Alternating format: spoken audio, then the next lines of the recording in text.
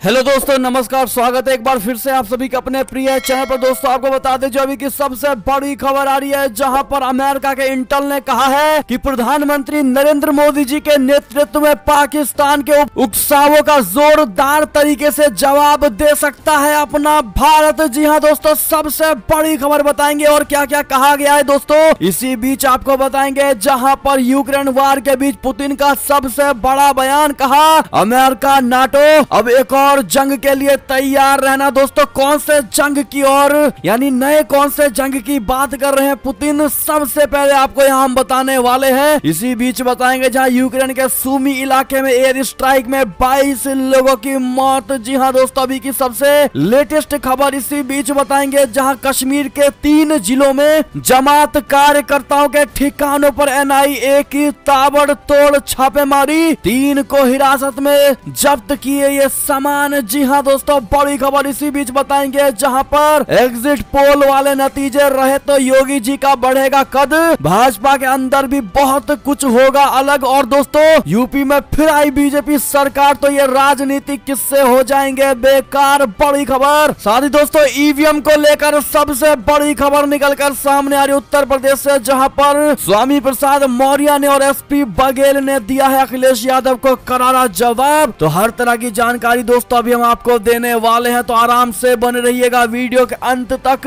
और अभी खबरों में आगे बढ़ने से पहले हमेशा की तरह मानते हैं कि मोदी जी तो हर चीज संभव है, भारतीय सेना है तो अपना देश गर्व से जी रहा है और आपको भी भारतीय होने पर शान है। और मानते हैं कि अपना भारत देश नंबर 1 देश और भारत की विदेश नीति की तो बात ही अलग है। तो इस वीडियो को भी कर दीजिए लाइक, चैनल को कर दीजिए सब्सक्राइब, बेल आइकन दबाइए, साथ ही कमेंट बॉक्स में लिख दीजिएगा जय हिंद। जी हाँ दोस्तों, तो चलते हैं पहली और सबसे बड़ी खबर की तरफ, जहां पर US इंटेल ने कहा PM मोदी के नेतृत्व में पाकिस्तान के उकसावों का जोरदार तरीके से जवाब दे सकता है भारत। जी हां दोस्तों, अमेरिकी गुप्तचर समुदाय यानी IT इंटेल ने अमेरिकी कांग्रेस को बताया है कि पहले की तुलना में प्रधानमंत्री नरेंद्र मोदी जी के नेतृत्व में भारत पाकिस्तान के कथित उकसावों का ज्यादा सैन्य बल के साथ जवाब दे सकता है। नेशनल इंटेलिजेंस निदेशक कार्यालय की ओर से जारी अमेरिकी गुप्तचर समुदाय का वार्षिक जोखिम आकलन किया गया है। 2 परमाणु शक्ति संपन्न देशों के बीच टकराव खतरनाक। US इंटेल ने बहुत बड़ी बात कही है दोस्तों। इस आकलन में कहा गया है कि भारत और पाकिस्तान के बीच संकट विशेष रूप से चिंता का विषय है, क्योंकि 2 परमाणु शक्ति संपन्न देशों के बीच किसी भी तरह का टकराव खतरनाक होता है। रिपोर्ट में कहा गया है कि पाकिस्तान का भारत विरोधी चरमपंथी समूहों को समर्थन देने का एक लंबा इतिहास रहा है। PM मोदी के नेतृत्व में भारत पाकिस्तान के किसी भी उकसावों का पहले की तुलना में सैन्य बल के साथ बेहतर जवाब दे सकता है। रिपोर्ट में यह भी कहा गया है दोस्तों कि दोनों पक्षों के बीच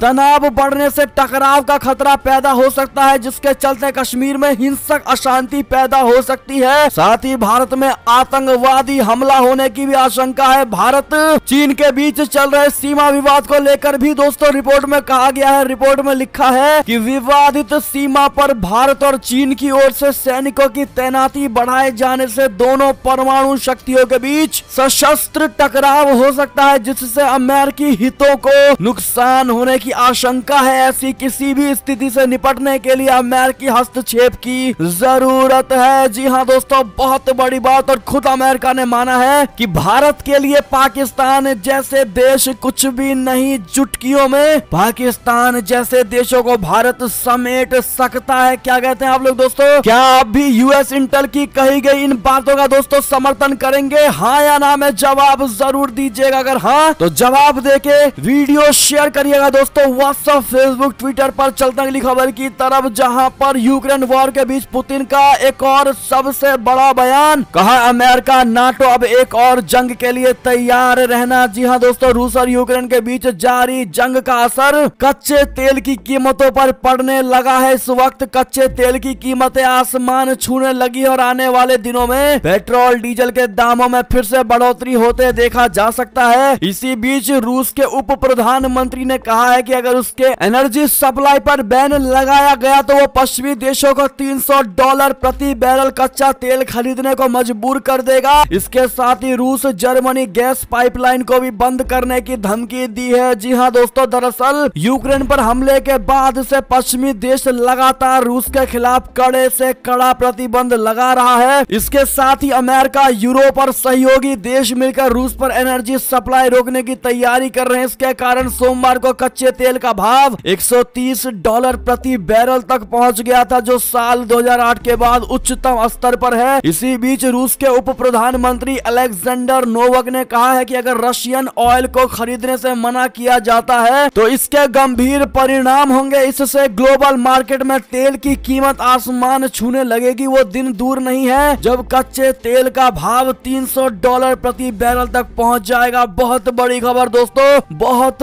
बड़ी धमकी रूस ने दोस्तों अमेरिका और नाटो को दे दिया। आपकी इस पर क्या राय होगी कमेंट करके जरूर बताइएगा। आपको बता दें, अगर इनके रेट बढ़ते हैं दोस्तों तो भारत भी आवश्यक तौर पर प्रभावित होगा। जी हाँ दोस्तों, अगली खबर की बात करें जहां यूक्रेन से अभी की सबसे लेटेस्ट खबर, जहां यूक्रेन के सूमी इलाके में एयर स्ट्राइक जिसमें 22 लोगों की हो गई है मौत। जी हाँ दोस्तों, यूक्रेन के सूमी के रिहायशी इलाकों पर रूस ने हमला कर दिया है। यूक्रेन के सूमी में रूस की ओर से की गई एयर स्ट्राइक में कम से कम 22 लोगों की मौत की खबर है। हमले के बाद 2 बच्चों सहित 5 लोगों की जान बचा ली गई है। जी हाँ दोस्तों, बहुत बड़ी खबर। इसी बीच आपको बता दें, जहां पर कश्मीर के 3 जिलों में जमात कार्यकर्ताओं के ठिकानों पर NIA की ताबड़तोड़ छापेमारी, जिसमें 3 को लिया है हिरासत में और साथ में जब्त किए हैं ये सामान। बता दें, राष्ट्रीय जांच एजेंसी ने प्रतिबंधित संगठन जमाते इस्लामी के खिलाफ दर्ज मामले में बुधवार को कश्मीर घाटी में कई जगहों पर छापेमारी की है। बारामूला, शोपिया और पुलवामा जिलों में जमात कार्यकर्ताओं के ठिकानों पर छापेमारी जारी है। अब तक छापेमारी के दौरान कम से कम 3 लोगों को हिरासत में लिया गया है और एजेंसी ने कई इलेक्ट्रॉनिक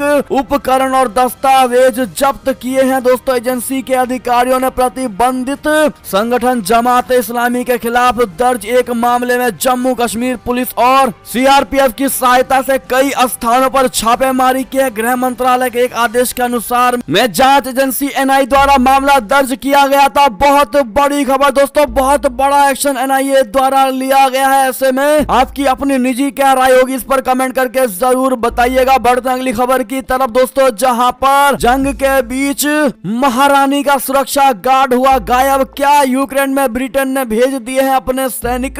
अगर पकड़े गए तो दुनिया के सामने होगा तीसरा विश्व युद्ध। जी हाँ दोस्तों, रूस यूक्रेन के जंग के बीच ब्रिटेन की महारानी का निजी सुरक्षा गार्ड गायब हो गया है। दोस्तों, गायब होने से पहले उसने पोलैंड का टिकट करवाया था। इससे भी पहले उसने अपने परिजनों को एक पत्र भी लिखा था। द सन की खबर के मुताबिक इसके बाद उसने एक फोटो स्नैपचैट पर पोस्ट की थी और ये सभी तथ्य इस बात की ओर इशारा कर रहे हैं कि 19 वर्षीय ये सुरक्षा गार्ड यूक्रेन की तरफ से रूस से युद्ध लड़ने गया है। इतना ही नहीं, ब्रिटेन की सेना के 3 और सदस्य बिना किसी कारण गायब हो गए हैं। दोस्तों, अचानक से ब्रिटेन के सैन्य दस्ते से सैनिकों के गायब होने और उनके यूक्रेन की तरफ से लड़ने के संकेत तीसरे विश्व युद्ध की ओर इशारा कर रहे हैं। ब्रिटेन को डर सता रहा है कि अगर रूस इन सैनिकों को यूक्रेन में पकड़ लेता है तो वो ब्रिटेन को भी इस जंग में शामिल मानेगा। बड़ी खबर दोस्तों, और अगर वाकई पकड़ लेता है दोस्तों तो तीसरा विश्व युद्ध छिड़ने में समय नहीं लगेगा। बहुत बड़ी खबर, 4 सैनिकों के अचानक से गायब होने के बाद ब्रिटेन के रक्षा मंत्रालय की बड़ी चिंता बढ़ गई है। सुरक्षा मामलों के प्रमुख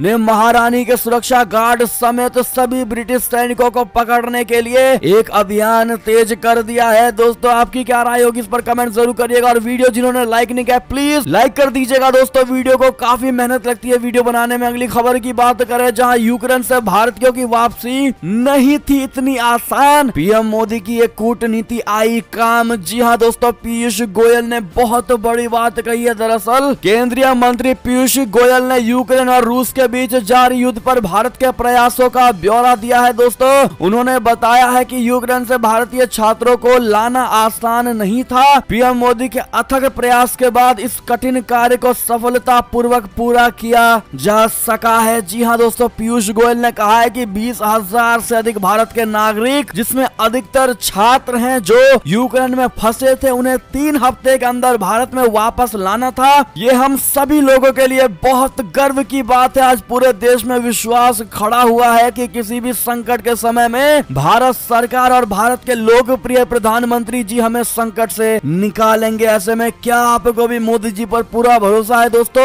कितना भरोसा है? 0 से 100% में एक अंक जरूर दीजिएगा। देखते हैं क्या कहती है भारत की जनता। और मोदी है तो मुमकिन है कहना मत भूलिएगा दोस्तों। अगली बड़ी खबर की बात करें, जहां मदद के लिए हाथ बढ़ाते दिखाई दिए भारत और पाकिस्तान। जी हां दोस्तों, यूक्रेन युद्ध से बड़ी खबर। पाकिस्तान और भारत लंबे समय से प्रतिद्वंदी तो हैं और हाल के सालों में दोनों के बीच तनाव बढ़ा है, लेकिन यूक्रेन में युद्ध के दौरान दोनों देशों के लोग एक दूसरे की मदद की मिसाल कायम कर रहे हैं दोस्तों। भारत और पाकिस्तान के बीच लंबे अरसे से रिश्ते सामान्य नहीं है, लेकिन यूक्रेन युद्ध की वजह से दोनों देश विदेशी धरती पर एक दूसरे के नागरिकों की मदद के लिए आगे बढ़े हैं। भारतीय अधिकारी युद्धग्रस्त यूक्रेन से अपने नागरिकों को निकालने के साथ साथ अन्य देशों के नागरिकों को निकालने में मदद कर रहे हैं। विदेशी छात्र बचाव के बाद भारतीय दूतावास और प्रधानमंत्री नरेंद्र मोदी जी का धन्यवाद कर रहे हैं। पाकिस्तानी छात्रा अस्मा शफीफ भी युद्ध के दौरान कीव में फंस गई थी दोस्तों। भारतीय दूतावास के कर्मचारियों ने अस्मा को कीव से निकालकर सुरक्षित स्थान पर पहुंचा दिया।